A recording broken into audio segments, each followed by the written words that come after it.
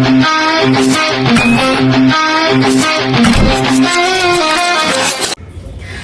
teman-teman, selamat datang di podcast Cimot Charles.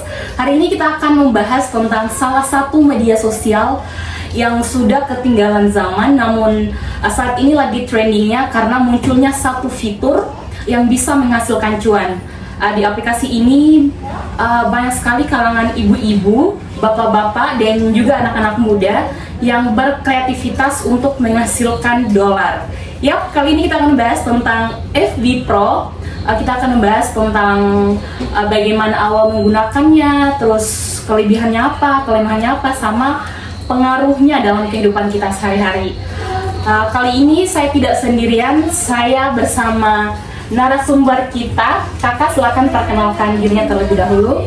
Halo teman-teman, perkenalkan saya Heni dan di sini saya sebagai narasumber di podcast Cimot Charles. Oke. Kita kembali ke masa lalu dulu ya. Pada zaman awal pertama kali kita menggunakan Facebook. Jadi Kakak Heni, kapan nih pertama mengenal dan menggunakan Facebook? Nah, saya sendiri sudah menggunakan Facebook itu sejak dari tahun 2020. Oke. Nah, di mana waktu itu saya baru punya HP. Oke. Dan saya join ke Facebook Pro itu dari tahun 2025. 2025 ke FB Pro ya? Iya, ke Oke. Facebook Pro. Kalau saya sendiri waktu itu saya kenal dan menggunakan Facebook itu sendiri kalau tidak salah waktu saya SMP kelas 1 ya. Waktu itu first time saya membuat akun. Waktu itu juga saya dibuatkan sama teman saya karena kebetulan waktu itu saya tidak mempunyai HP kan. Jadi saya dibuatkan sama teman. Waktu itu juga jarang sekali login ke akun ya karena bukan HP sendiri kan. Jadi loginnya itu kalau lagi kumpul sama teman terus pinjam HP terus login ke akun tersebut. Gitu doang sih waktu itu pas awal pertama menggunakan Facebook. Terus waktu itu ya sebelum adanya fitur FB Pro, Kakak Heni waktu itu aktivitasnya apa aja nih waktu itu yang dilakukan sebelum adanya fitur Facebook Pro yang saat ini lagi trending? Nah, waktu itu sebelum ada aktivitas Facebook Pro, saya pribadi itu kayak posting, ganti profil, kayak betul. Tapi sejak tahun 2005 kan kayak scroll gitu kan. Jadi aku lihat teman-teman konten kreator mereka itu kayak posting terus bilang kalau Facebook Pro itu Facebook itu menghasilkan cuan. Dari situlah saya kepo begitu. Oke. Jadi waktu itu sebelum adanya fitur FB Pro, waktu itu cuman kayak aktivitas sebatas posting profile, posting aktivitas cuma sebatas itu ya, sama stories gitu ya. Dan waktu itu belum menghasilkan cuan ya. Iya. Oke. Mungkin kakak ini waktu itu punya cerita lucu pas awal menggunakan Facebook, mungkin bisa diceritakan. Nah, hal yang paling buat saya lucu waktu itu pokoknya setiap hari itu harus ganti profil. Oh iya. Pasti pokoknya setiap kalau ada yang komen begitu pasti kayak langsung bilang tandai langsung betul, pokoknya betul. Kayak asal-asal gitu. Betul. Iya. Kebetulan waktu itu di daerah kita ya, waktu itu kan lagi viralnya ganti profile ya. Iya. Waktu itu kayak ada Pokoknya kayak sistem bersaing begitu. iya. Foto profil ya, betul. Waktu itu seru sih, saya juga pernah ikut gonta-ganti profile sampai ada pada waktu saya muat profile. Waktu itu kan tahun 2019 kalau tidak salah ya. Waktu COVID kan, jadi saya foto pakai masker terus di captionnya saya bilang begini, COVID-19 cepatlah menghilang karena senyuman manis saya ini tertutupi dengan masker begitu. Kayak waktu itu juga kan kayak ada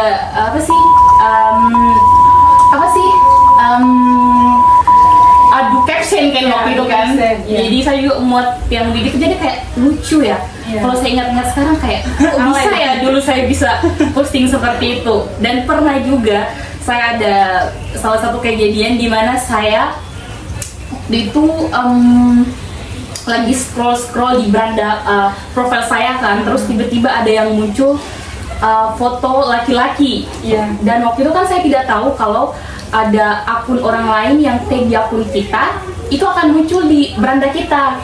Waktu itu saya tidak tahu, jadi waktu saya bingung ya kok bisa ada foto di beranda saya kan tidak pernah upload, saya tidak pernah posting, kok bisa ada foto di beranda saya. Waktu itu saya tanya ke teman saya, terus teman saya ketawa katanya ketinggalan zaman kamu nih, padahal kan emang kalau ada orang tag di akun kita kan otomatis lewat di beranda kita kan, jadi kayak lucu aja gitu. Saya tolongnya saya dulu ya sebelum paham tentang Facebook ya kawanku. Oke, kita lanjut. Kita masuk ke FB Pro ya. Iya. Menurut kakak Heni, FB Pro itu apa sih? Nah, kalau FB Pro itu kayak sebuah sosial media yang menghasilkan cuan. Nah, di mana di situ ada salah satu fitur, yaitu fitur monetisasi konten. Nah, di situ fitur ini yang menghasilkan dolar. Oke. Jadi FB Pro itu adalah fitur yang baru muncul di Facebook ya pada tahun 2024 sih. Iya. Kayaknya kalau munculnya saya juga kurang tahu mulai dari kapan ya, tapi untuk saya kenal sendiri, kakak ini kenal sendiri mungkin dari mulai 2024 ya. Oke. Jadi itu adalah salah satu fitur yang bisa menghasilkan dolar ya, dimana kita membuat konten, terus posting apapun itu bisa menghasilkan cuan. Oke. Menurut kakak ini nih, dari pengalaman kakak ini dari tahun 2024 menggunakan FB Pro nih, apa kelebihannya menurut kakak ini? Kalau saya pribadi sih, Facebook Pro itu membuat membuat peluang untuk kita. Maksudnya, misalnya kita nih yang tidak punya penghasilan di plat begitu, di kehidupan nyata. Tapi kita itu kayak punya peluang untuk buat konten sehari-harinya kita, dan kita juga bisa berinteraksi dengan orang-orang yang di luar sana gitu, yang tanpa kita ketahui begitu. Dan Facebook Pro juga itu kayak membuat kita itu semakin kreatif, berkreativitas betul. Dan salah satunya tadi itu menghasilkan cuan ya, yang paling penting menghasilkan dolar ya. Jadi siapapun ya bisa berkreativitas di FB Pro, mau bapak-bapak, ibu-ibu, siapapun itu, intinya bisa sekreativitas mungkin ya untuk bisa membangun personal branding. Oke. Tadi kan kita sudah bahas tentang tentang kelebihannya ya. Kalau kelemahannya gimana nih menurut kakak ini? Apa kelemahannya? Nah, kalau dalam dunia perkontenan itu kan, kayak di Facebook Pro itu kayak ada persaingan gitu. Ya, betul. Kita itu mungkin kita melihat nih teman kita yang lain, kayak dia itu viewersnya banyak, sedangkan kita tidak. Nah, di situ kita akan mulai kenapa ya saya itu kayak viewersnya begini-begini aja, betul. Kayak gak ada perkembangan gitu. Nah, di situ kita akan mulai kayak kurang pede percaya diri. Kurang percaya diri. Nah, di Facebook Pro ini juga kadang itu jangkauannya juga tidak stabil. Tidak stabil ya. Nah, betul. Gitu. Jadi intinya kelemahannya itu ada di persaingan konten ya. Persaingan konten. Oke. Jadi kita harus mempunyai mental yang kuat kalau mau terjun ke dunia perkontenan di Facebook Pro ya. Oke. Pastinya kan kalau kita menggunakan media sosial nih pasti adanya pengaruh dalam kehidupan kita lah ya.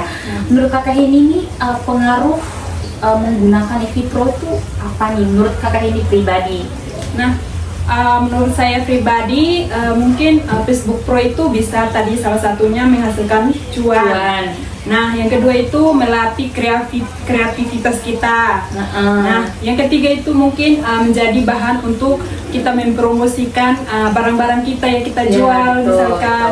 Nah, yang kalau untuk yang negatifnya itu mungkin kita mungkin kayak terlalu kecanduan dengan interaksi. Iya betul sampai lupa kerjaan yang lain ya. Lupa kerjaan yang lain. Mungkin kita akan lupa dengan anak-anak kita, teman-teman kita. Iya, buat ibu-ibu ini ya pasti kalau sudah berhadapan dengan HP apalagi Facebook pasti lagi chatani sama teman ibu-ibu di grup pasti lupa sama kerjaan yang lain, jangan sampai ya. Nah itu mungkin Oke. Jadi kalau kita main media sosial apapun itu pastinya ada pengaruhnya, tergantung dari kita bagaimana kita menggunakannya. Jadi intinya kita bermain sosial yang bijaksana saja ya. Menggunakan seperlunya saja. Ya. Mungkin ada tips, mungkin dari kakak Heni, dari pengalamannya mungkin ada tips yang diberikan kepada teman-teman semua yang lagi nonton. Mungkin dari saya tipsnya itu kalau kita sudah join dalam Facebook Pro, tentunya kita harus konsisten. Kalau ada pepatah bilang jangan karena kita sudah terjun atau maksudnya sudah sejauh itu terus kita kayak patah semangat itu kan tidak lucu. Iya betul. Jadi apa yang kita mulai maka kita harus tetap konsisten untuk menghasilkan sesuatu yang kita mau begitu. Nah, jadi tips dari saya itu kita harus tetap konsisten dan kita atur waktu. Ya betul.